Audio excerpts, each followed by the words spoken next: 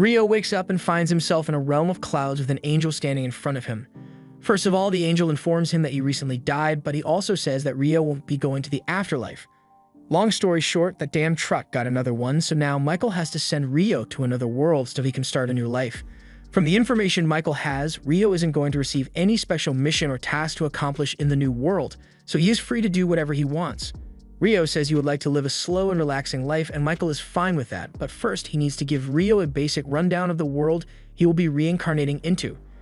It is a magical world called Phi, and roughly 20% of the population can cast spells with their natural elements.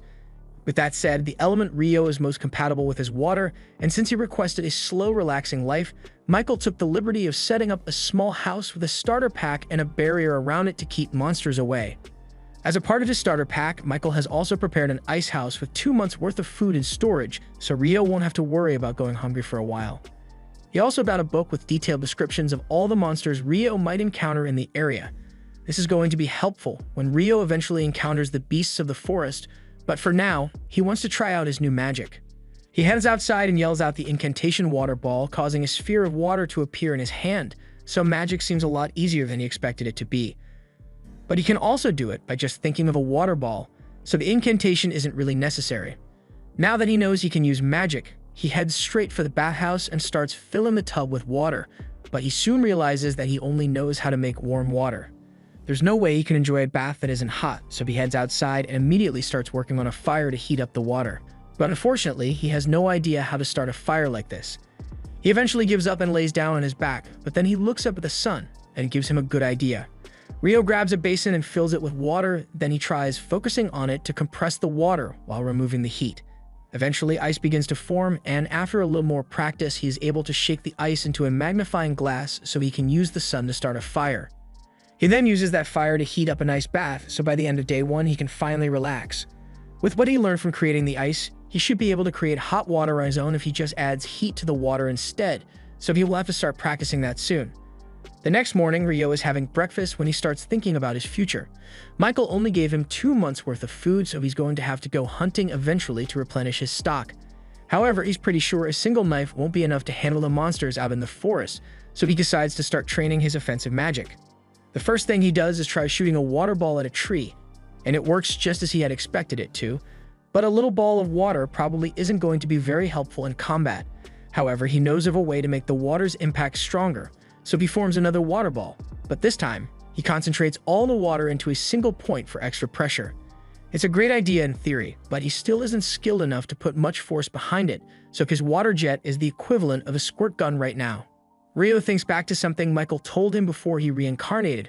Magic is all about imagination, so he needs to have a clear picture of what he's trying and continue working towards it until he gets better. After a few days of constant practice, Rio's water jets are starting to look decent, but it's still nowhere near strong enough to kill a monster yet. Additionally, Rio has also managed to get the hang of creating hot water, so he can now make warm baths for himself when he wants, although he still needs to work on temperature control. The next morning, he wants to start working on his ice magic again, so he heads out and tries creating ice out of thin air this time. It takes a lot of effort, but he is eventually able to summon ice from nothing, even if it took 3 to 4 business days for it to form, and he isn't able to shoot it as easily as water. So far, combat training hasn't been going very well since none of the spells he came up with have been effective, but over the next few hours, Rio keeps practicing as much as he can until he eventually collapses to the floor from mana exhaustion. He decides to call it a day for now, but the next morning, as soon as his mana has recovered, he begins practicing again. This becomes Rio's daily routine for the next few weeks, and after all his training, he is now able to form ice instantly, so it is a viable attack now. With his new arsenal of attack spells finally complete and his food supply running low, Rio heads out into the forest for the first time to begin his hunt. He immediately spots a pair of animal footprints, so he follows them until he eventually arrives at a nearby river. While he's there, he manages to find some flint by the riverside, and he can use it to start fires by striking it against the edge of his sword. While he's here, he also plans to gather some detoxification herbs in case he ever needs them, and all of a sudden, he hears a low-pitched growling sound coming from behind him. When he turns around, he finds a lesser boar staring him down, and he is completely frozen. The boar starts charging at Rio, but this is the first time he has ever had to fight for his life, so he's having trouble thinking of what to do. Just as the boar is about to hit him, he manages to snap out of it and jumps to the side to avoid getting trampled. But it doesn't look like the boar is done with him yet. Fortunately, Rio has finally regained his composure, so as the boar is running at him, he creates an ice track to make it slip, and then he forms several ice spikes right in the path of the boar, leading to its immediate and brutal death. After processing the boar meat, Rio takes a look at the monster book to read about it, and apparently the lesser boar is the weakest monster you can encounter in that forest. The whole book is meant to be a guide for beginners, so most of the monsters in it are pretty basic, but there are 2 extra pages at the end of the book which seem important.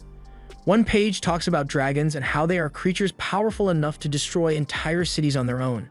The book recommends running away immediately if he ever encounters one because he'd stand no chance of defeating it, although he probably wouldn't be able to outrun it either, so he'd be better off begging for mercy. There's also a page here talking about something called a demon, but there's not a lot of information on it, so all the book says is that if you ever run into one, you're doomed. The next day, Rio goes out hunting again, but while he wasn't paying attention, he is suddenly attacked from above by a giant assassin hawk. The hawk is able to use wind magic to slash through its prey, so Rio is forced to run while creating ice shields to block the razor wind. He knows how tough hawks are to deal with, so he would rather not fight it, but there's no way he will be able to outrun it, so his only option right now is to fight back. He raises his hand and begins casting his water jets, but the hawk manages to dodge his attack and swoops down with wind magic to strike Rio.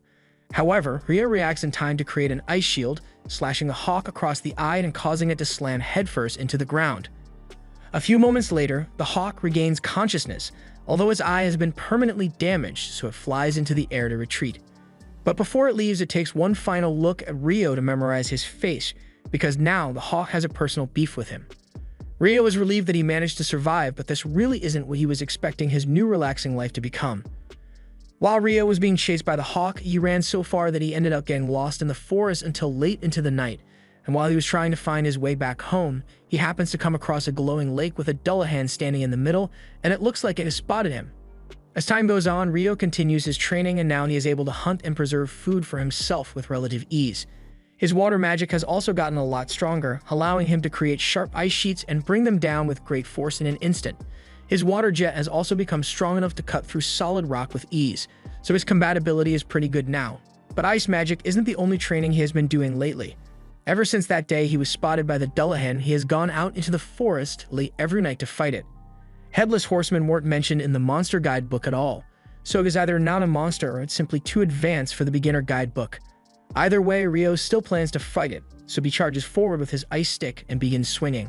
This is more of a training session than an actual fight because the Dullahan outclasses Rio in both strength and skill, but Rio is still doing his best to block the Dullahan's attacks with his ice shields, but he still ends up getting taken down in a matter of seconds. The Dullahan has never said a word to Rio, but for some reason, Rio feels like he has taken on the role of a teacher trying to whip him into shape. Just then, the Dullahan raises its sword and uses water magic to extend its blade. Rio is surprised to learn that the Dullahan can use water magic as well, but after demonstrating how the sword works, it hands it over to Rio and walks out onto the lake. Sometime later, Rio was out hunting as usual when he was suddenly attacked by the same assassin hawk from last time. He doesn't recall it being black last time he saw it, so he assumes it must have worked hard to evolve just so it could come back for a rematch. The hawk dives toward Rio and launches several wind slashes, so Rio puts up 5 layers of ice walls to protect himself. However, since it has evolved, a hawk's wind slashes are so strong that they instantly shattered all of Rio's ice walls. And now he's starting to get really nervous. He starts darting across the field while putting up ice walls to block any incoming attacks, and when he finally sees an opening, he counterattacks by launching several ice spikes. However, the hawk managed to dodge the spikes with a sudden burst of speed, and that's not all either. It opens its mouth and screeches at a frequency that interferes with Rio's magic, so all of his ice shields disappear, and he is practically defenseless. But the hawk still isn't done yet, so it begins hovering in front of Rio, and he can tell that something big is coming, but he doesn't know when it is. Moments later, Rio can feel electricity in the air as a bolt of lightning is shot straight at him, and an attack like that would have been fatal, but luckily he was able to use his stick as a lightning rod and jump away to save himself. While Rio is recovering from the partial shock he just received, the hawk comes down and tries to finish him off with its talons, but at the last second, Rio pulls out his ice sword and parries the attack. The hawk clashes with him a few more times, but thanks to all Rio's training with Dullahan, he is able to quickly locate a gap in the hawk's defenses and stab it through the neck. After the hawk falls to the ground, Rio approaches it because he can understand how it feels. It lost an eye because of Rio, so it desperately wanted to prove that it was stronger than him, which is why it evolved in the first place. But Rio has also spent his time trying to get strong, so in the end, the Hawks still lost. After that, Rio begins walking home, but to his utter shock, he is suddenly confronted by a dragon. He remembers what the book said about dragons being unstoppable, so he believes he is doomed, but to his surprise, the dragon begins talking to him using telepathy. The dragon doesn't seem like it wants to hurt Rio in any way. In fact, it just stuck here because it is currently looking for a black hawk that came this way, so it was wondering if Rio might have seen it around here. Rio is glad that the dragon isn't hostile, but it is probably talking about the hawk he just killed, so he apologizes profusely and explains that the hawk attacked him, so he had no choice but to kill it. The dragon is surprised to hear that a human like Rio could kill a hawk, but he doesn't seem too upset about it. On another note, the dragon is rather intrigued by the sword Rio is carrying because he recognizes it as the Fairy King's. And for him to have given it away to a young boy, Rio must have done something to get on his good side. The dragon has taken a liking to Rio, and Rio has a few questions he was hoping to ask since he still doesn't have much information about this world. He and the dragon end up talking for a few hours until it is late into the evening, but their conversation is cut short because the dragon needs to return home now. Rio thanks him for answering his questions, and the dragon thanks him as well because it has been ages since he got to have such an interesting conversation. The two of them say their goodbyes, but while that is happening, Michael is up in heaven reviewing the paperwork for Rio's reincarnation when he notices something he missed earlier. It looks like Rio was given the hidden trait of eternal youth for some reason, and Michael thinks it's strange because he hasn't seen someone with a hidden trait since he sent a hero girl to Fae 10,000 years ago. One day, Rio heads down to the beach because he has been craving salt recently. But when he gets there, he finds the wreckage of a washed-up ship. He approaches the ship to see if there are any survivors, and he finds a body lying next to it, but when he checks on the guy, he realizes the man is already dead, so there's nothing he can do to help. However, just then, Rio hears the sound of someone grunting on the other side of the beach, so he looks over there, and he is pleased to see that someone actually survived the wreckage. The ship was destroyed by a giant sea monster during a massive storm, so Abel was certain he would meet his end at sea, but to his surprise, he wakes up in a warm bed. All of his stuff has been set aside on the table next to him, so he grabs it and starts exploring the area because he has no idea where he is. He heads outside in hopes of spotting a landmark or something, but all he can see around the house is a thick tree line. Just then, Rio comes out of the house and he says he's glad to see that Abel is back on his feet. Abel is shocked when he realizes Rio is here because he couldn't sense him approaching him at all, but aside from that, he thinks Rio is dressed really weird. He's about to ask why Rio has no sense of style, but then he realizes that it would be rude to say something like that right off the bat, so instead, he first thanks Rio for saving his life. Rio says there's no need to thank him since all he did was carry Abel's body here. But unfortunately, Abel was the only one left alive by the time Rio found them, so the rest of the people aboard the ship are long dead. Abel is a bit surprised that other people washed up alongside him, but he tells Rio that he doesn't have time to worry about their deaths too much because everyone else on that ship was an illegal smuggler. Rio isn't exactly sure what Abel means by smugglers, but for now, Abel must be pretty hungry after surviving a wreck like that, so Rio offers to make some lunch for him. While they are eating, Abel eventually asks Rio why he's wearing nothing but a loincloth, so Rio explains that he doesn't have any clothes to wear. Abel asks why Rio doesn't just go out and buy some clothes, but then he stops himself because he thinks Rio may not have enough money to buy necessities for himself, and it would be rude to bring that up now. Rio is indeed broke AF right now, but even if he had money to spend, he wouldn't be able to buy anything because there are no towns or villages anywhere near his house. Abel is shocked to hear that, but for someone living out here on their own, Abel is impressed by how well Rio is doing for himself. He asked Rio if he used that knife on the table to hunt for the meat they are eating right now, but Rio says the knife is mainly for butchering his catches. When he goes out hunting, he usually just uses his water magic, and as proof of his ability, he creates a little water to fill a jug. Abel is amazed because even on the Central Plains, only about half of the people there can use magic. Rio, on the other hand, is shocked to learn that magic is so common since Michael told him that only 20% of the population can wield magic. After lunch, Abel asks Rio to lead him back to the shipwreck because there's something there that he needs to check. Rio agrees to lead Abel back to the coast, and while the two of them are walking, Abel asks Rio why he doesn't use a magic staff even though he's a magician. Rio is a little confused since he has never needed a staff, but Abel then realizes that if Rio can't buy clothes, then of course he wouldn't be able to buy a staff either. To make up for his rudeness, Abel asks Rio to let him handle all the fighting if they run into any trouble along the way. Rio tries telling him that that won't be necessary since he can already handle all the threats in the forest on his own, but Abel insists since he wants to contribute somehow. The two of them eventually arrive at the wreckage, but to Rio's surprise, all the bodies have disappeared. He thinks a monster must have shown up and eaten the bodies at some point, so Abel was really lucky that Rio found him before anything bad had happened. After searching the wreckage for a while, Abel realizes that what he's looking for isn't here, so he stops looking. Rio asks him what he plans to do now, so Abel says he's going to regroup with his friends, although that's a lot easier said than done. Heading to the town of Loon would be a good start towards getting him back to his friends, but he's pretty sure that this place is way down south of Loon, and he has no idea how long it will take for him to get back.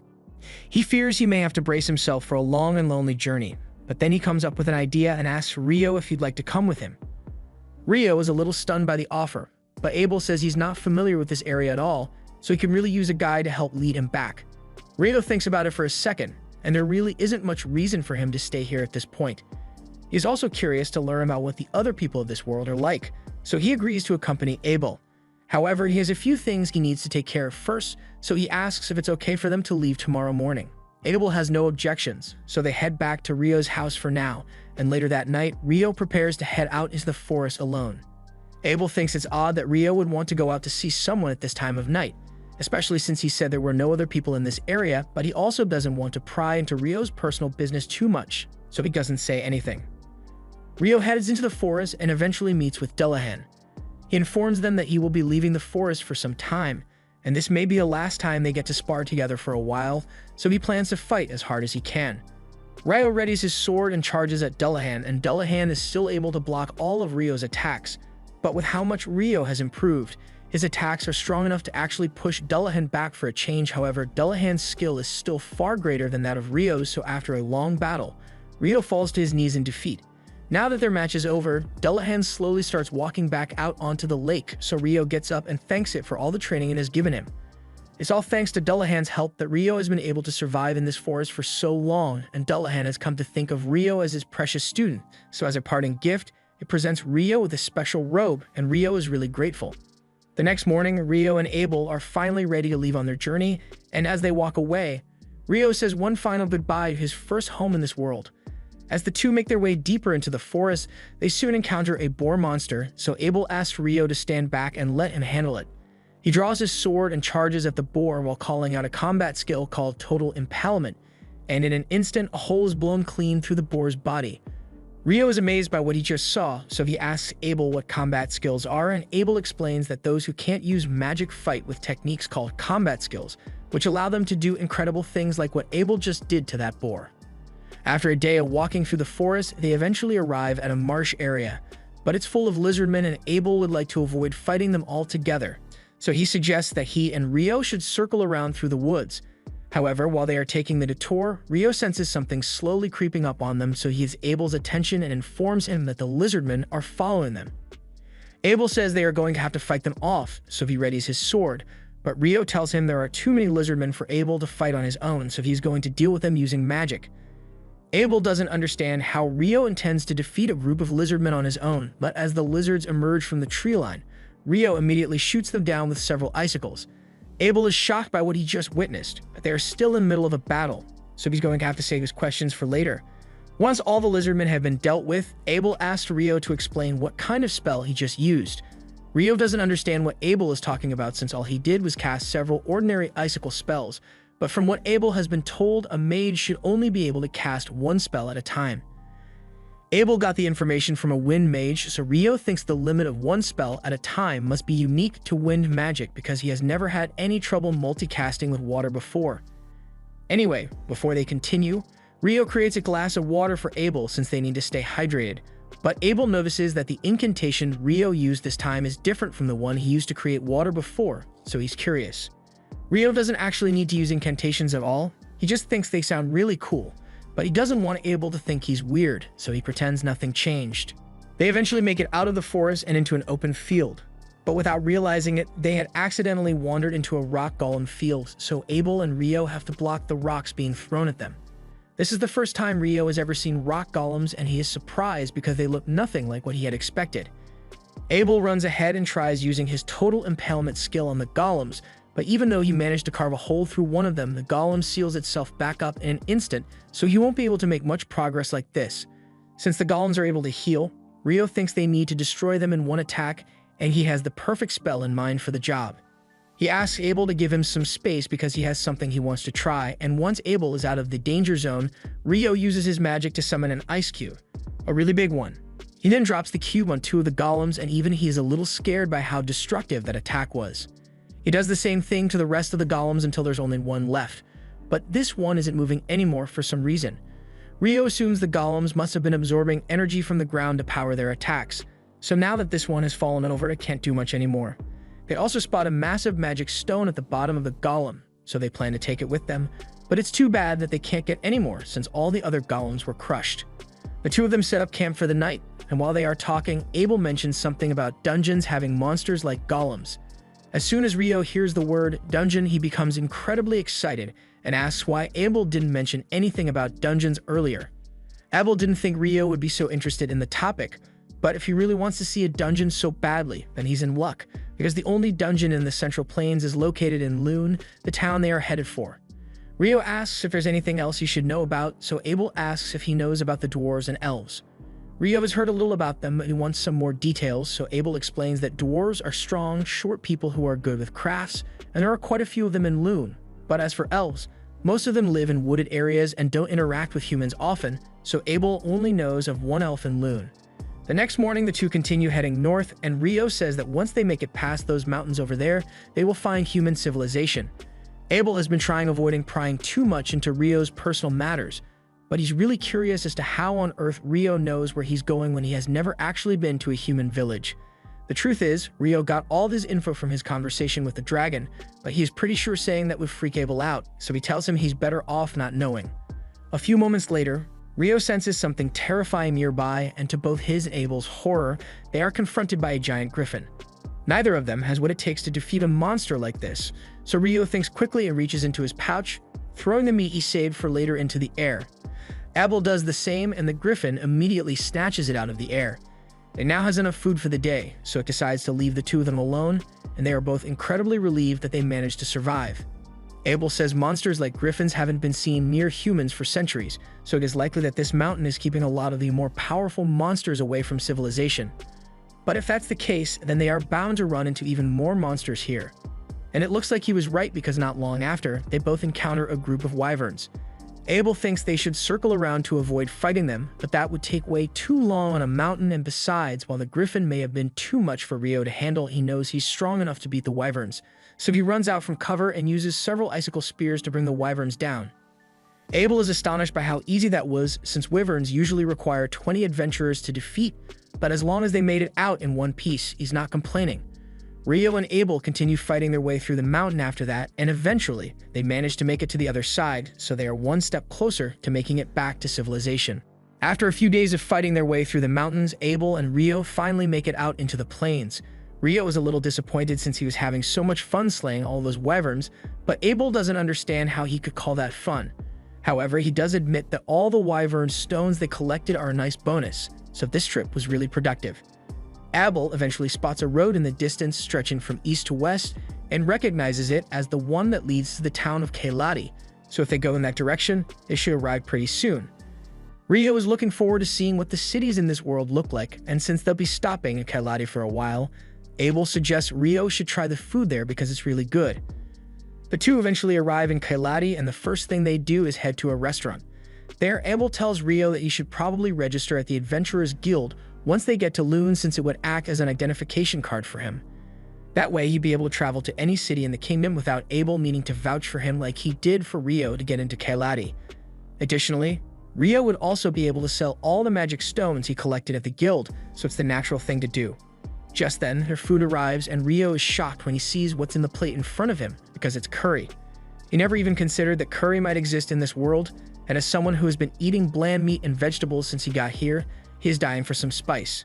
The next day, Rio and Abel leave Kailati to continue their journey, and after a while, they finally arrive at the city of Lune. As they approach the gates, the guard posted out front recognizes Abel, and he is shocked to see him because he was declared missing months ago. Abel says it's a long story, but basically the only reason he made it back alive was thanks to Rio. Nymer enthusiastically shakes Rio's hand because he is grateful that he saved his friend. Nymer is still on guard duty, so he doesn't have time to catch up properly with Abel, but he does ask where Abel is headed.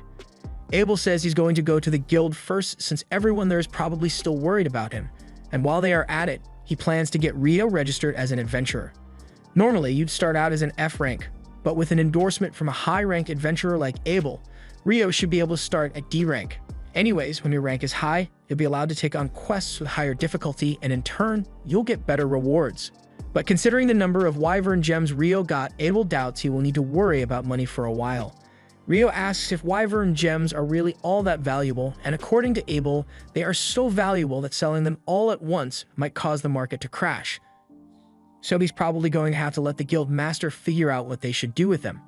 Once they arrive, Abel walks in, and as soon as he is seen, everyone gathers around because they all thought he was dead. It's clear that Abel is really popular here, and Rio doesn't want to get in the way of Abel's reunion, so he decides to step out for a moment. He starts taking a walk through the city when all of a sudden, he bumps into an elf girl, and she happens to recognize his robe as one that can only be gotten from the King of Fairies. If Rio was given a robe, then the King of Fairies must have really taken a liking to him. She thinks Rio is interesting, so she'd like to talk to him, but she's got urgent matters to attend to, so she has to go. Rio is about to chase after her, but at that moment, Abel comes out looking for Rio because he wants to introduce him to all the people at the guild. Abel tells everyone that if it weren't for Rio, he never would have been able to return home. The guild patrons are all really thankful for Rio's help, so they give him a warm welcome, and Rio is starting to like it here. After Rio's introduction, Abel takes him to the front desk so he can get registered, and while he's there, he asks the receptionist, Nina, if it would be possible to raise Rio's rank to D with his endorsement. Nina is surprised to hear this since Abel has never endorsed someone before, but Rio is more than qualified. Nina says there should be no problem ranking Rio up, but they will still need to do a proof of strength test, so Abel plans to go talk to the guild master about it. Nina says the two of them can wait in the meeting room while she calls the guild master over, so Rio and Abel take a seat. As soon as the guild master is informed that Abel has returned, he rushes into the meeting room, and he is incredibly relieved to see that Abel is still alive and well. Abel apologizes for making the guild master worry so much about him, but Hugh is just glad to see him again. He then notices the young magician standing in the back, so Abel introduces Rio as the boy who saved his life. Anyway, Abel mentions that he was hoping to rank up Rio's registration with an endorsement, and Hugh is fine with that. But he's still going to need to confirm Rio's strength before he can authorize any upgrades. Abel tells him that won't be a problem because Rio is a lot stronger than he looks, and as proof, he shows him the bag full of wyvern stones. After inspecting the stones, Hugh confirms that they indeed belong to wyverns, but he is starting to get concerned because if there are this many wyverns in the area, they could overrun the country in an instant. Abel assures him that he doesn't need to worry about that since the wyverns they encountered were south of the Malefic Mountains, so they won't be coming here anytime soon. Rio is baffled by the mention of the Malefic Mountains because he has never heard of that place before, but Abel explains that those were the mountains they passed through to get here. The Malefic Mountains are so dangerous that even high-rank adventurers don't go anywhere near it, so the fact that Rio and Abel made it through these mountains alive is an amazing feat on its own. Abel asks if this will be enough to prove that Rio is strong, and Hugh agrees that Rio is definitely qualified for the rank up. Just then, the members of Abel's party show up because they heard the news that Abel was alive and well, so they had to come see him in person.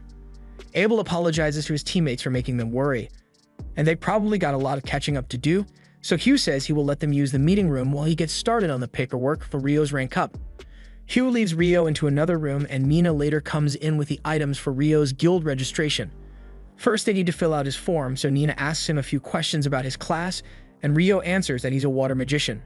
He has also never been in a dungeon before, so Nina suggests he should take part in the dungeon training course that's held every month.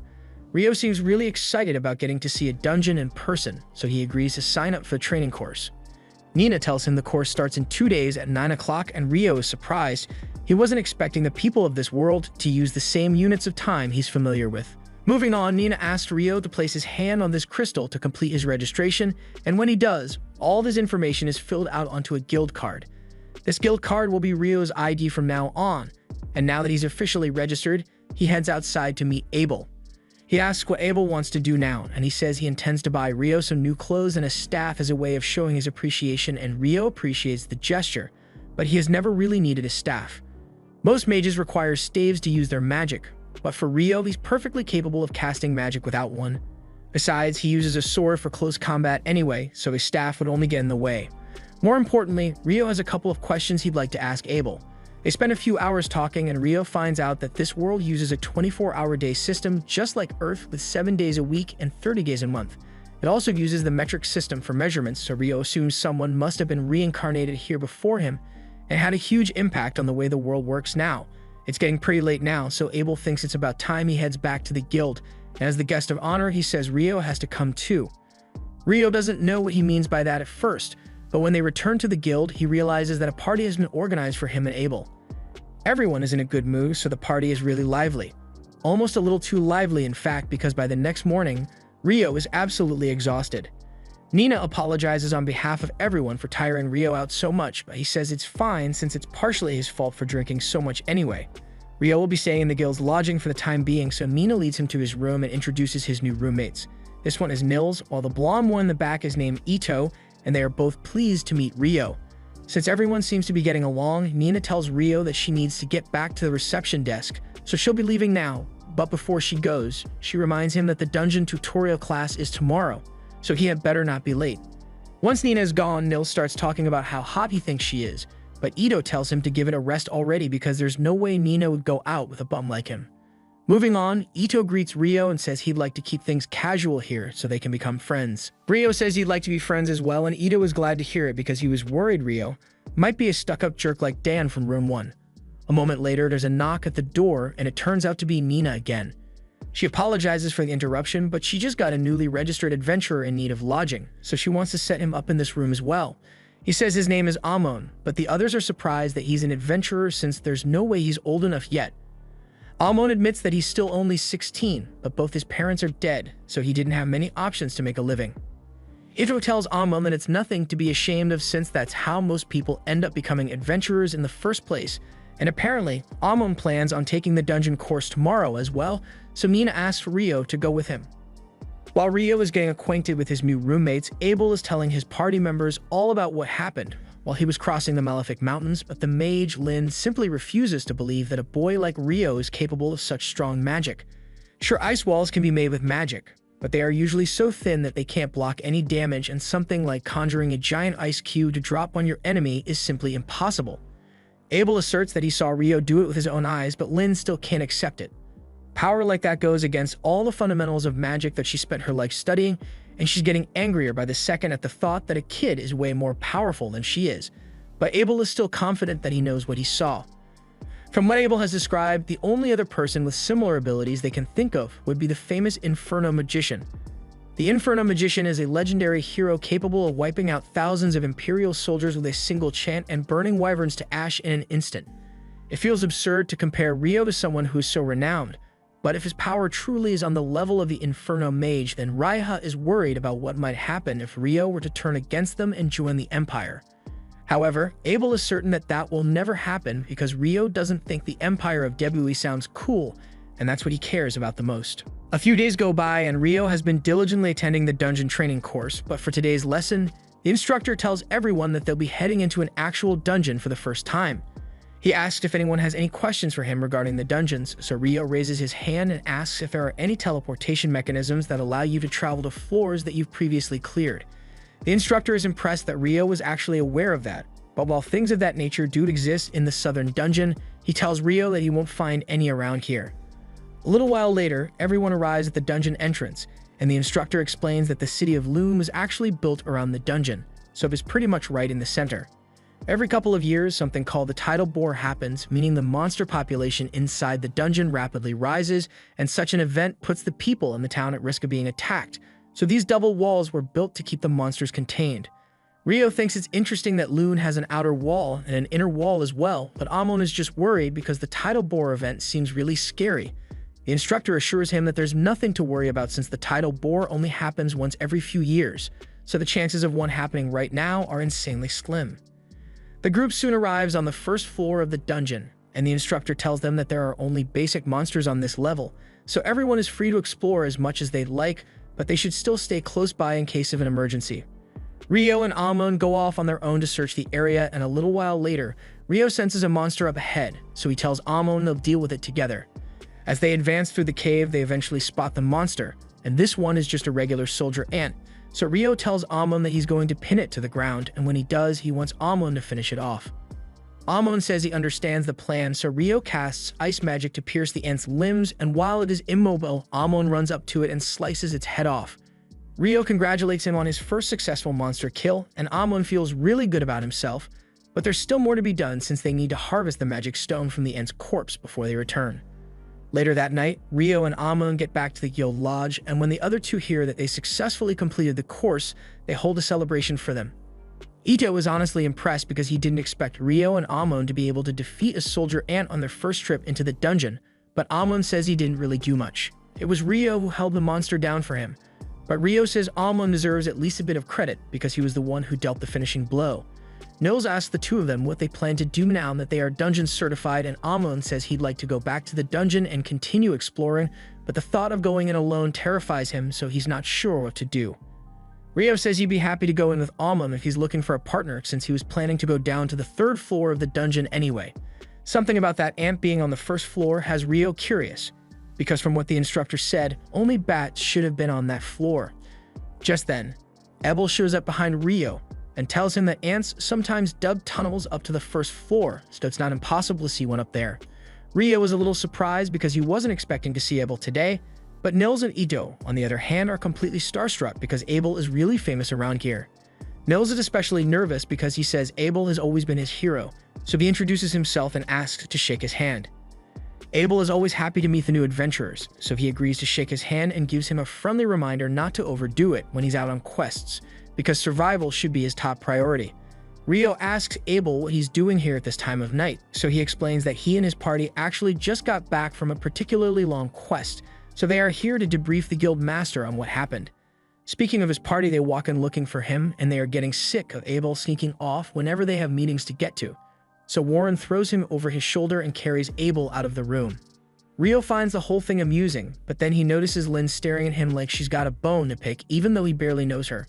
Ria tells Lynn to stop being creepy and hurry up since they still need to go talk to the guild master, and she then apologizes to Rio for interrupting his conversation, but Rio says he doesn't really mind. On their way out, Ria scolds Lynn because it's rude to stare at people like that, but Lynn couldn't help herself because there's no way she wouldn't be curious about Rio after learning that he's supposedly an incredible mage. To be honest, Ria is also interested in seeing what Rio can do, but Abel tells them there's no need to rush because sooner or later, they'll get a chance to witness Rio in battle. The next day, Rio and Amon head down into the dungeon again, and they agree to use the same strategy as the day before, so Rio uses his ice magic to incapacitate the monsters and Amon finishes them off with his sword. While they are taking a break, Rio asks Amon where he learned to fight because his style reminds him of the one Abel fights with. Amon explains that he was taught by an old man named Kiro, and Kiro apparently studied the sword from one of the famous sword schools in the royal capital, Hume. So that's most likely what Amon's style is based on. Rio thinks it's neat and efficient, but you notice that Amon gets tired out a lot when he uses it, so he might need to work on his stamina a little more. Amon gets a little upset because he thinks he's not good enough to become a proper adventurer with how weak he is, but Rio assures him that he just needs to keep training to get better. Even for someone as strong as Abel, he always made sure to keep up with his daily training, no matter what, when he was traveling with Rio, which goes to show how much of an effect consistent practice can have on your abilities. Early the next day, Rio prepares to head out again, but this time he's not heading into the dungeon because he has other plans.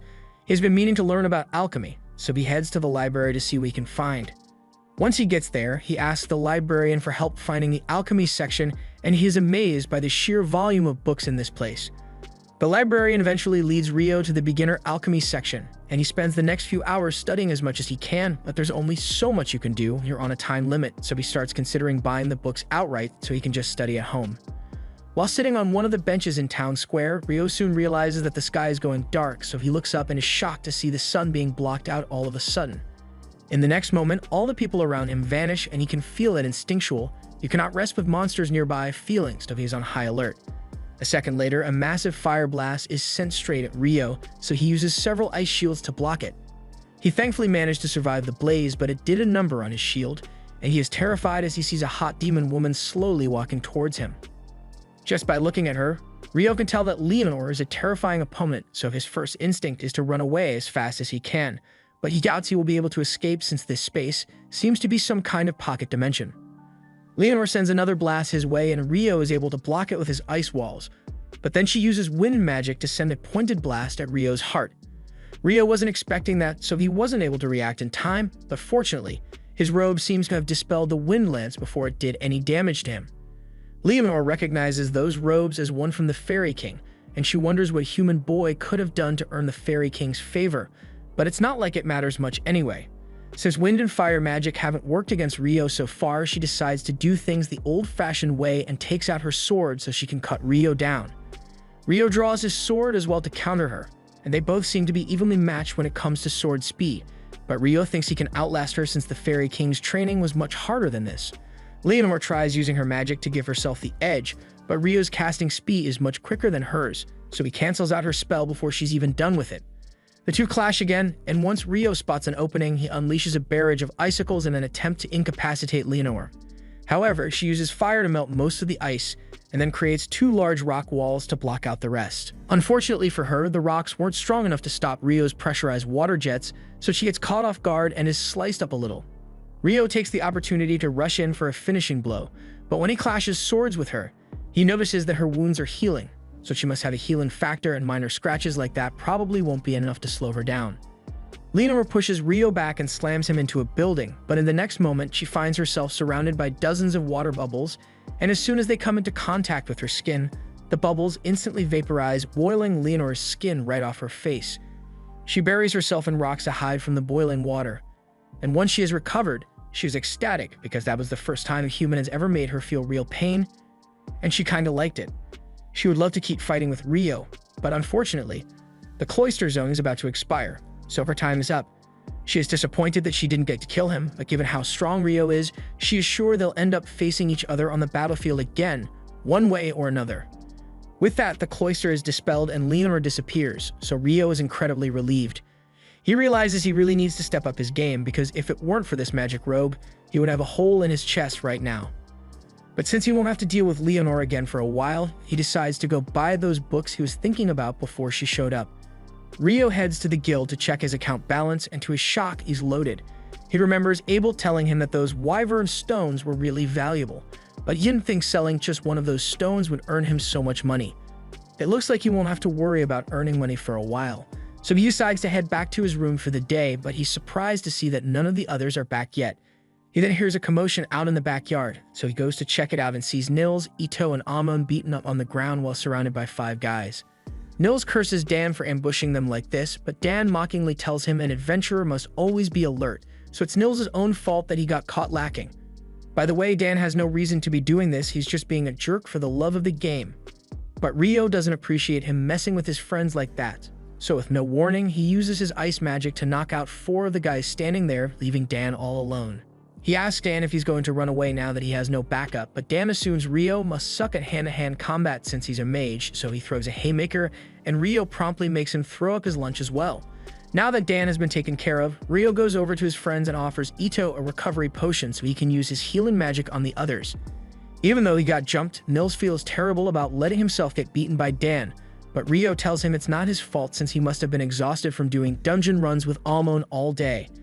Anyway, since he's just as exhausted as they are, Rio suggests they all take a nice dip in a hot bath to relax, and while they are in there, Ito uses his healing magic to heal Rio's wound. Luckily, there were no broken bones, but he can tell that the attack had a lot of force behind it, so it would have been bad news if it had hit his heart. Rio tells him the attack actually was aimed at his heart, but he just barely managed to dodge enough to redirect it to his shoulder. Although it still really hurt. The others are shocked when they hear that Rio was nearly beaten when they know how strong he is, so they ask him what he could possibly have been fighting. Rio says it's a long story, so he will tell them later, but as for right now, he just wants to relax. The next day, Ito, Amon, and Nils head back into the dungeon, and after taking out a goblin archer on the 5th floor, Nils suggests they should head home for the day. It hasn't been long since they got here, but goblin archers aren't supposed to show up on the 5th floor, so he has a bad feeling about this. Besides, they already made more than enough money for today, so he doesn't want to take any unnecessary risks. And it's a good thing they decided to turn back here, because further down the cave, there was a monster which would have absolutely destroyed them if they ran into it, especially since Rio isn't here. Speaking of Rio, he is currently outside the city because his battle against Leonor made him realize how much he needs to improve. In terms of casting speed, they were both evenly matched, but Leonor was able to move a lot faster than him thanks to her wind magic, so he needs to work on his movement speed. However, Rio isn't able to use wind magic, so he is going to need to come up with an alternative. The best spell he can think of to act as propulsion is his water jet, since he uses it for improved mobility underwater, but he has never used it to move on land before, so he's not sure how to go about it. For starters, he forms some ice on the ground, and then he generates several water jets along his back, but it barely moves his body, so his first test ends in failure. He decides to try it with more water jets next time, but for now, he wants to head back to the library so he can learn more about alchemy and demons. Meanwhile, Lynn is busy searching through all the spellbooks she can find because she's looking for anything similar to that giant ice cube spell Abel said he saw Rio use, but even the forbidden spell books don't mention it. If Rio actually pulled it off, then it would have to have been an original spell, but a spell like that would require an incredible amount of mana, so she still finds it hard to believe that Rio was able to do it so casually. Just as she is putting the book back, the elf girl from earlier, Sarah, walks in and she seems to be good friends with Lynn, so she asks what she's doing here. Lynn explains that she was just trying to locate a spell in one of the spellbooks, but she couldn't find what she was looking for. Sarah says she's sorry to hear that and she'd love to help Lynn search, but she just got back from a mission to the royal capital, and she's late for an important meeting. Back at the guild, the boys head over to the front desk to give Nina a report on their dungeon exploration today. Nina is surprised to see them back so soon since they usually spend a lot more time in the dungeon, but Ito tells her there's actually a reason they came back early. He shows her the magic stone they got, and after inspecting it, Nina confirms that it really does belong to a goblin archer. A goblin archer showing up on the 5th floor is practically unheard of, so she rushes off to inform the guild master, but before she goes, she thanks the boys for the valuable intel.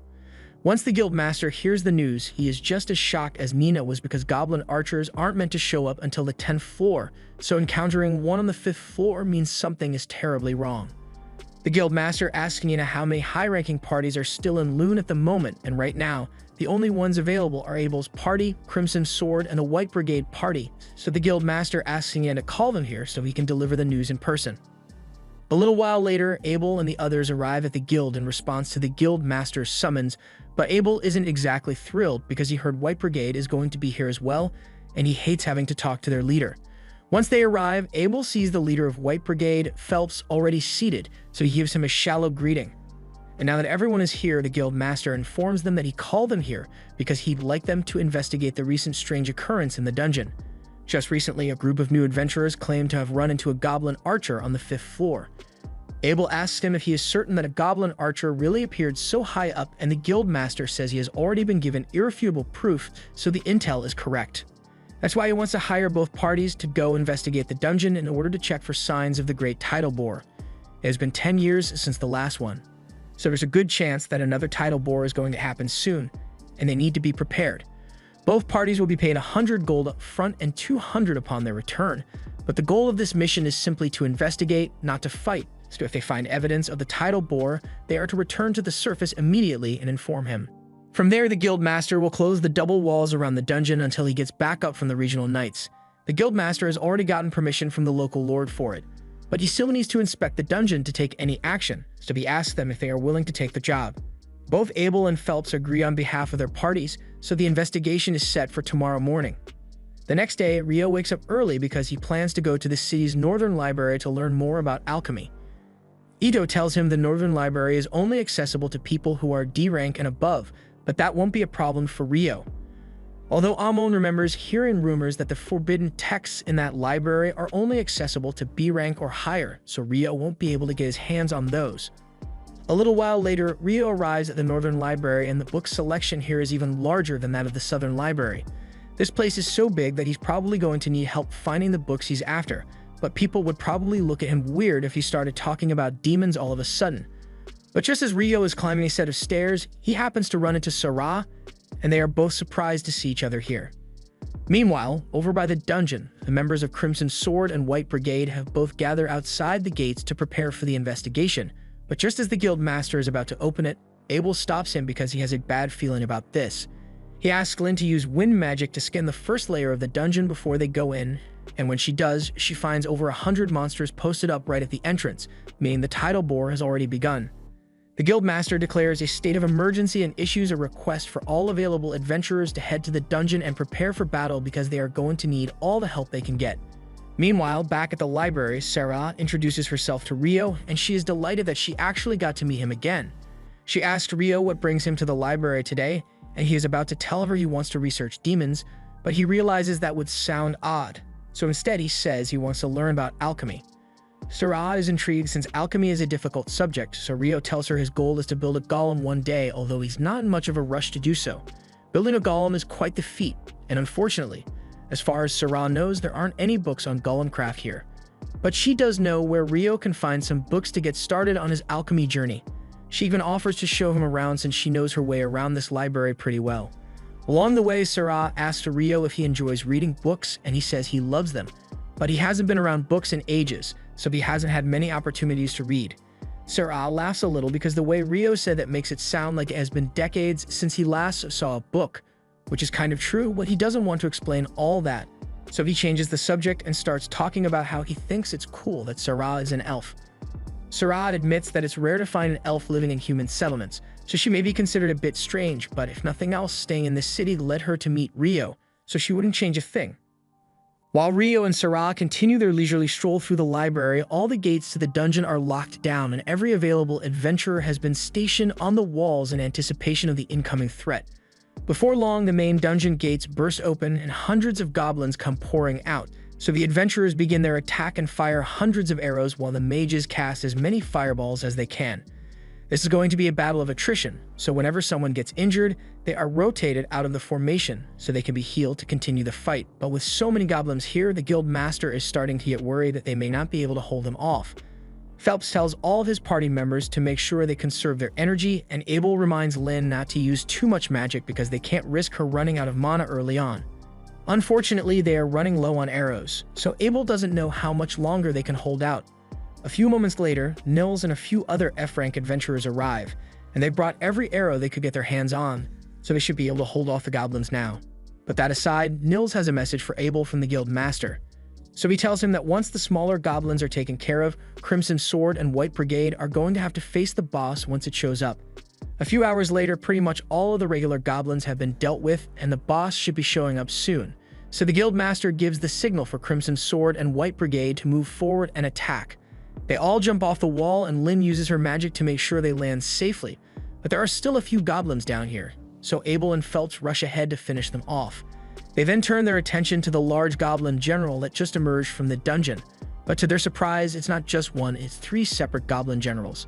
This is bad news since having 3 generals means that there must be a goblin king nearby, so they need to finish this quickly. Abel tells everyone that he and Phelps will handle 1 general each, while Rhea and Sheena can go after the last one. And now that everyone is clear on the plan, they all spring into action. Abel evades one of the goblin's strikes and manages to cut its arm off, so it shouldn't be too hard to take the goblin generals down, but just then, he notices something off inside the dungeon, so he yells for everyone to get down immediately. In the next moment, a wind slash is sent straight at them, slicing all the goblin generals in half, but luckily, everyone else managed to duck in time to avoid getting bisected. The one responsible for the air slash was the Goblin King, and it clearly won't be as easy to defeat as the others, so Abel and Phelps rush in to try and catch it off guard. However, when Phelps tries to pierce it with his spear, it bounces right off the Goblin King's armor. Phelps is forced to pull back since he can't do any damage to it, but Abel isn't slowing down at all. He charges straight at the Goblin King and uses his perfect shadow technique to evade its attack before piercing his chest. That wasn't enough to kill the Goblin King, but Abel never expected to finish it off on his own. He then calls out to Lynn, who has been charging up a wind bullet spell this entire time, and once he's out of the way, she swish cheeses the Goblin King, officially putting an end to the crisis. Everyone heads back to the guild to celebrate their victory, and by the time Rayo returns, he has no idea why everyone is so happy. But while the rest of the guild members get to party, the guild master is buried elbow deep in paperwork because he still needs to send out the reports on the tidal bore and process all the payouts for the adventurers who helped deal with it. And on top of all that, researchers from the royal capital are bound to show up sooner or later asking to collect data on the tidal bore, so he's going to have to deal with them too. Meanwhile, at the party, Abel has just finished explaining everything that happened with the tidal bore while he was in the library when Abel's friends show up. Lynn has been meaning to ask Rio in person for a while now, so she tells him she wants to know if he can really create thick ice walls at a distance. Rio confirms it, and to be exact, he says he can cast spells up to a distance of around 40 meters away, but it took him a long time to get the hang of it, so it's not as easy as he makes it look. Even with that being the case, Lynn has never heard of someone being able to use magic at such a distance, so she asks Rio if it's some kind of original spell, and if so, then she wants to know what incantation he uses to cast it. Rio says he'd be glad to show her later, but as for the incantation, he kind of just makes it up on the spot, so she can use wherever she wants. Just then, Nils points out that most of the food is already gone, so if Rio doesn't hurry, he won't get anything to eat. He excuses himself to go grab some food, but Lynn is still confused by what he meant when he said he just goes with the flow for incantations. Abel then informs her that Rio only uses incantations because he thinks they are cool, but he is perfectly capable of casting spells without saying a word, and that sounds even more absurd to her than the ice walls did. Early the next morning, Nils, Ito, and Amon all gather at the guild to look for a job, but they are disappointed to see the job board completely empty. Just then, Rio happens to walk by and he asks what the three of them are doing since they usually be out working by now. Unfortunately, after the title bore yesterday, the dungeon was closed down for inspections, so they won't be able to go there for a while. They were hoping to find a resource gathering job to get by in the meantime, but with all the items that were dropped during the title bore, there isn't much demand for resource gathering. Their problems aside, they ask Rio what he's doing, so he tells them he is actually looking for some magic copper ore because he needs it to begin practicing alchemy. Ito recalls hearing that magic copper ore is super expensive, and Rio tells him he's right since the last store he went to told him it would cost 50 gold pieces for a single copper piece. The money isn't really of much significance to Rio since he's loaded, but he wants to help his friends out, so he asks them if they'd be interested in gathering some magic copper ore for him. He says he's willing to pay them 4 gold coins each regardless of whether they find any copper ore or not, and if they do find some, he will buy it off them for 25 gold coins. All three of them are stunned because that's more money than they've ever made in their lives, but Ito asks Rio if he's really alright with paying them so much. Rio says at the end of the day, if they find the copper, he will only have to pay them 37 gold, which is a lot cheaper than the 50 gold he'd have to pay to get the copper in town. So it's a good deal for him as well. Since they confirm that Rio is serious about the deal, the three of them rush off to begin their search, but once they are gone, Rio hears a commotion outside, so he goes to take a look. Downstairs, he sees Dan arguing with a group of knights who are pretty much trying to kidnap a girl in broad daylight. The girl clearly doesn't want to go with them, so when they try dragging her away, Don steps in and pushes the knight to loosen his grip on the girl. She is now free, but they have bigger issues to worry about because the knights still outnumber Dan 4-1, and they have swords, so there's no way he can win this fight. Knight's group leader prepares to teach Dan a lesson for daring to oppose a knight, but for some reason, as soon as he takes a step, he trips and falls to the ground. Everyone there is really confused since there's clearly nothing near the knight's feet, but the knight doesn't want to accept the embarrassment of admitting that he tripped over his own feet, so he accuses Dan of doing something to him. However, as he is trying to get back to his feet, he trips yet again. Shortly after, Phelps shows up and he is appalled by the actions of these so-called knights. At first, the knights try to threaten him since they technically have more power within the city than adventurers do, but their intimidation tactics don't work on Phelps because while he may be an adventurer, he is also a nobleman. His full name is Phelps Heinlein, and as soon as the knights hear that Phelps is from the Heinlein family, they realize they've messed up. Phelps's father, Alexis Heinlein, was the former Royal Knights captain, meaning the Heinlein family has a lot of authority over the knights, and Phelps could probably get them fired on a whim if he wanted to. And if he were around while they were trying to kidnap the girl, he probably wouldn't think twice about ending them, but right now, all he knows is that they were about to gang up on Dan, so he yells at them for being a disgrace to knighthood and says they should get lost before he changes his mind about letting them go. Once the knights are gone, Phelps looks up at Rio because he notices what he did earlier. He had already heard that Rio's magic was extraordinary from Abel, but seeing it for himself was still amazing because he has never witnessed anyone use magic at such a distance or with such accuracy. Of course, he doesn't plan to tell anyone that Rio was the one who made those royal knights slip since that would be a hassle for Rio to deal with, but he really appreciates Rio stepping in to help because he feels personally responsible for letting such rotten people become royal knights. Later that night, Rio is having lunch at the tavern when Abel happens to show up. It's rare for him to be out without the rest of his party, so Rio immediately assumes that Abel must be going to the red light district after this. Abel panics and tells Rio to stop talking before people overhear him, and with Rio's expert deductive skills, he surmises that since Abel doesn't want people thinking he's the kind of person to go to the pleasure district, he must have his eyes on someone. At first he thought it might be Lynn, but Abel tells him he's wrong because Lynn already has a crush on Warren. With that being the case, Rio concludes that Abel must have a crush on Rhea, and gets even more panicked trying to deny it, but that pretty much confirms Rio's suspicion. Abel's crush aside, Rio asks him what he's really doing out by himself tonight, and technically he is going to the pleasure district, but not for the usual reasons, and since Rio is here, he could really use his help. One of the dungeon investigators who was dispatched to Loon is an old friend of Abel's, and he was assigned royal knights to act as his guards while he's in town. Unfortunately, those guards are the same ones who Rio spotted earlier, and there have been many reports of them committing heinous crimes using their positions as knights. Abel heard that they were in the pleasure district tonight, and they are bound to cause trouble at some point, so he wants to stop them before anyone gets hurt.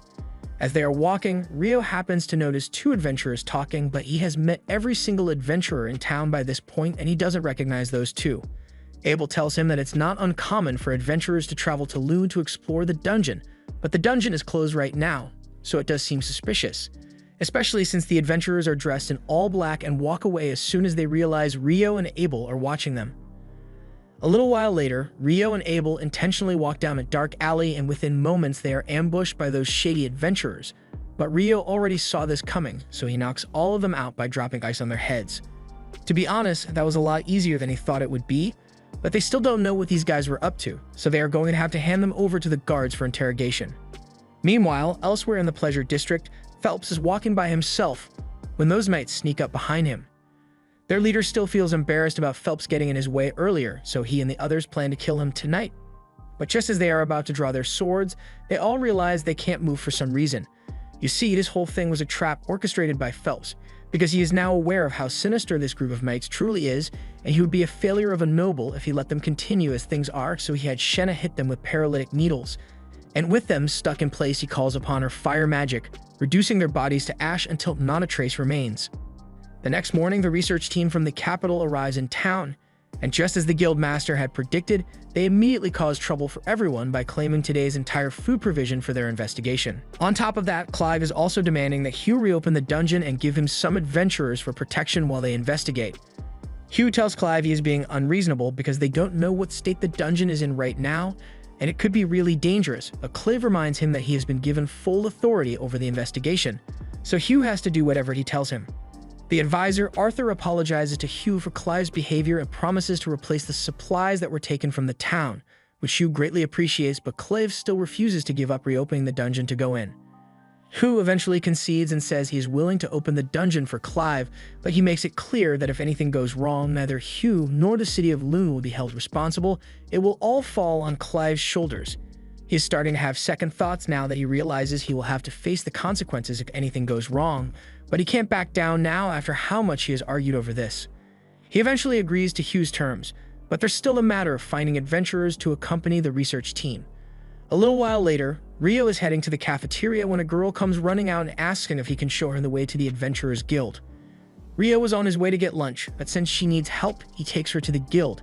The girl's name is Natalie Schwarzkopf, and she's here to deliver a letter requesting the aid of Abel's party in defending the investigation team in the dungeon. Rio is surprised to hear that an investigation team is being sent down there since the dungeon is closed, but Abel is sure someone must have pulled some strings to force Hugh to reopen it. The reason the dungeon was closed in the first place was because decades ago, after a tidal bore, an A-rank party was sent down to investigate, but none of them ever returned. Even her leader, who was practically an S-rank superhuman, was never seen again, and if whatever was down there was enough to take out an S-rank, the guild didn't want to take any chances. So from then on, it became policy to close down the dungeon whenever a tidal bore occurs. Rio is intrigued by the story, but he is also pretty hungry, so he's going to have to go now. Once Rio is gone, Lynn asks if Natalie is really part of the Schwarzkopf family, since they are renowned for their legendary water magic. Natalie confirms it, so Lynn asks her if she has ever heard of magic that allows a mage to create an ice wall at a distance. Natalie says she's not sure something like that is even possible, so Abel tells her that as hard as it may be to believe, Rio is actually capable of creating an ice wall 40 meters away, and on that note, he wants to warn everyone here that under no circumstances are they to pick a fight with Rio. And if they do find themselves up against him, they should just give up and surrender because there's no way they'd be able to beat him even if they all fought him at once. He also tells Natalie that if she ever needs help and she can't find any of them, then she should go to Rio for help. 3 days go by and Rio's friends finally get back from their mission, and they manage to gather 2 magic copper ores, so Rio pays them 90 gold coins in total, and they are really thankful because they won't have to work for a while with this much money. Meanwhile, down in the dungeon, the investigation team has already made it all the way to the 7th floor, but strangely, they haven't seen a single monster yet, so they continue heading deeper. Eventually, they happen to stumble upon a black square in the side of the wall, and none of them have any idea what it is since they've never seen anything like it before, but Clive is ecstatic since this is a prime anomaly for analysis. He immediately orders everyone to set up the measuring equipment so they can send data back up to the surface, and once they do, the analysis team, including Natalie, will begin scrutinizing the data to identify the anomaly. However, as soon as Clive's research team sticks the mana density gauge through the gate, everyone there is instantly teleported away, and the surface team loses contact with them. By the time they realize what's going on, they find themselves in the middle of a grassy plain, and thankfully, none of them seem to be injured, but they have no idea where they are, and they can't see Clive or his research team anywhere. Elsewhere in the fields, Clive had his team begin gathering data on their surroundings as soon as they can, because if his hypothesis is correct, then the gate must have teleported them all to a new location.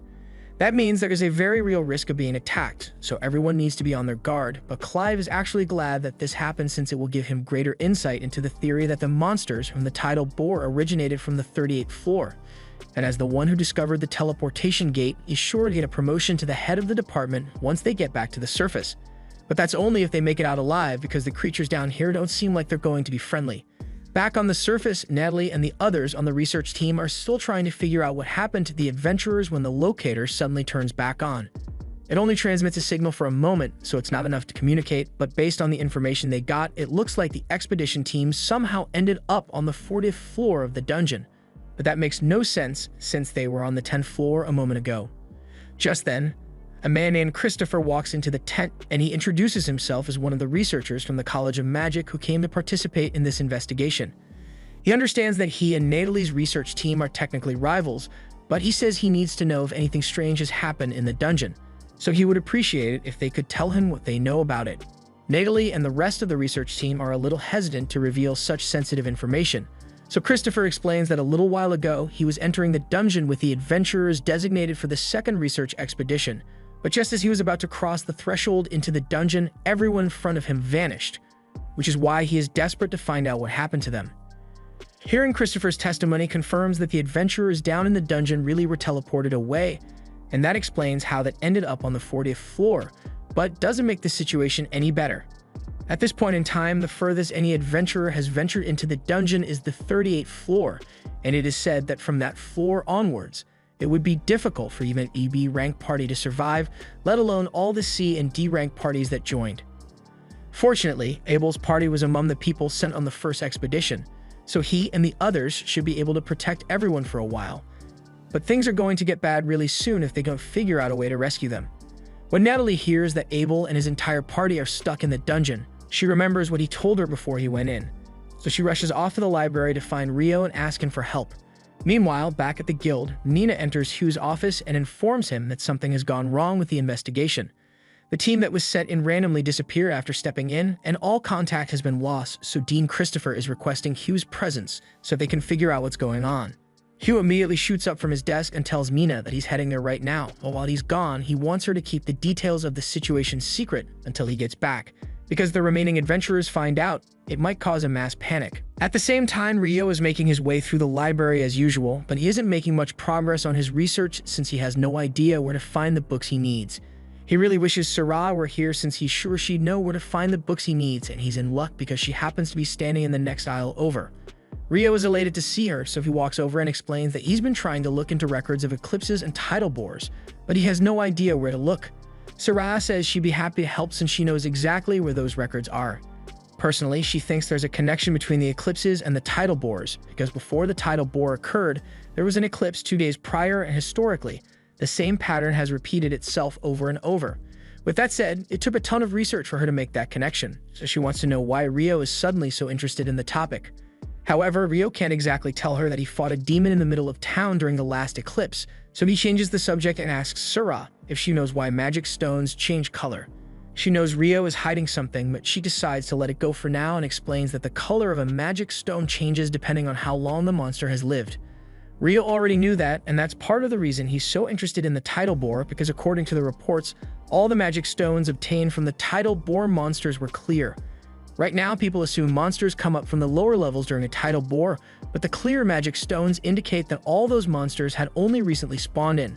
Ria recalls that the records of all the other tidal bores reported the same clear magic stone phenomenon, and Rio is surprised because he didn't think such detailed records would be available here.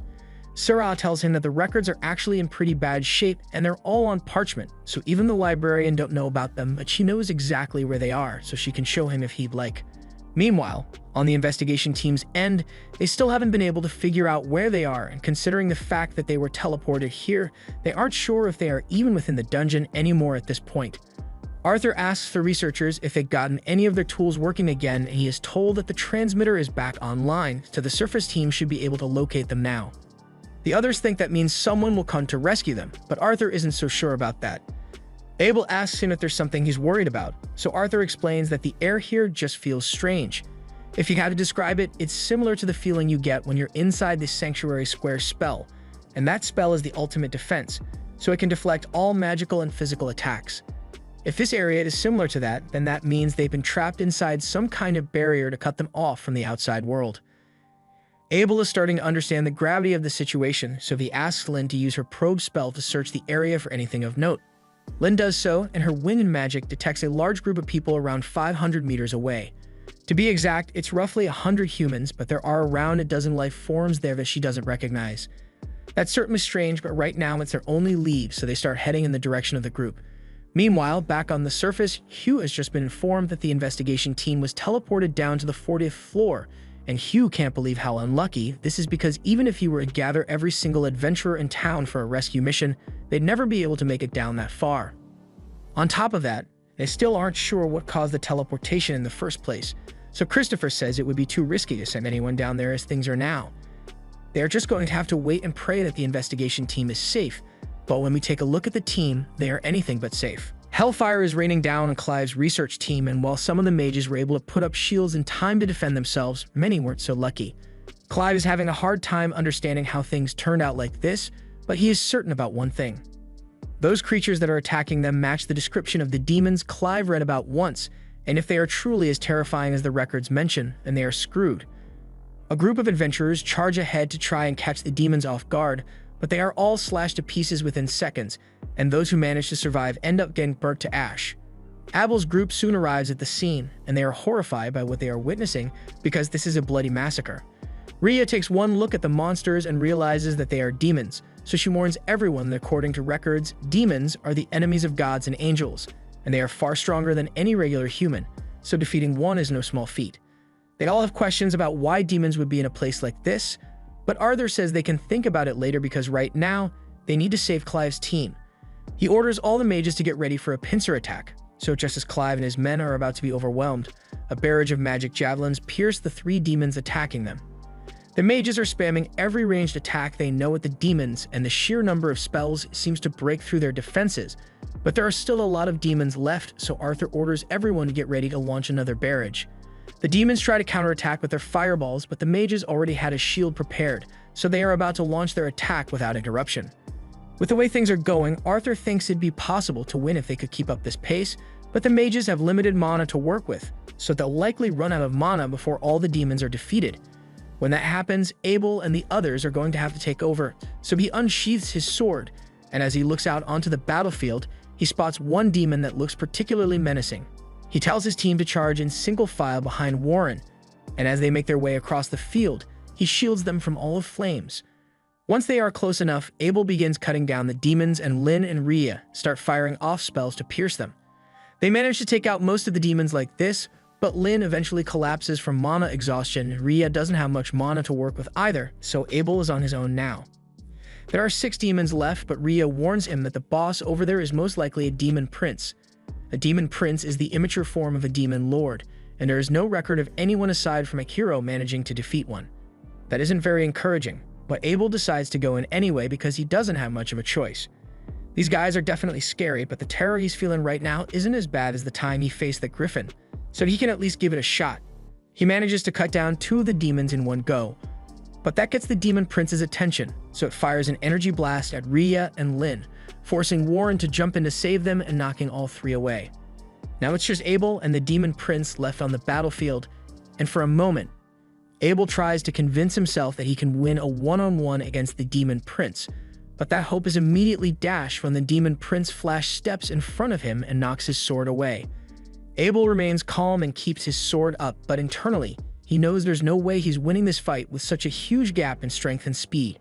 Just then, Clive hits the demon prince with a powerful spell from across the field, but it does almost nothing against it, and now the rest of the demons are targeting Clive's group, so his shield is destroyed and his group is left to be consumed by the flames. The situation is only going to get worse from here, so Abel decides to go all in and uses his zero-turn skill as the demon prince charges at him.